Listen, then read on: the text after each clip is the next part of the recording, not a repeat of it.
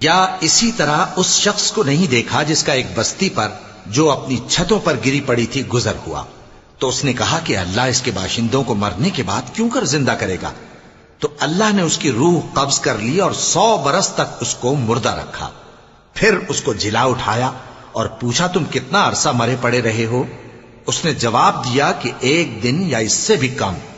اللہ نے فرمایا نہیں بلکہ 100 برس مرے رہے ہو.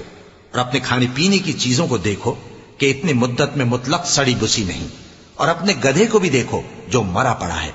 غرض ان باتوں سے یہ ہے کہ ہم تم کو لوگوں کے لیے اپنی قدرت کی نشانی بنائیں. اور ہاں، گدھے کی ہڈیوں کو دیکھو کہ ہم ان کو کس طرح جوڑے دیتے اور ان پر کس طرح گوشت پوست چڑھائے دیتے ہیں. جب یہ واقعات اس کے مشاہدے میں آئے تو بول اٹھا کہ میں یقین کرتا ہوں کہ اللہ ہر چیز پر قادر ہے.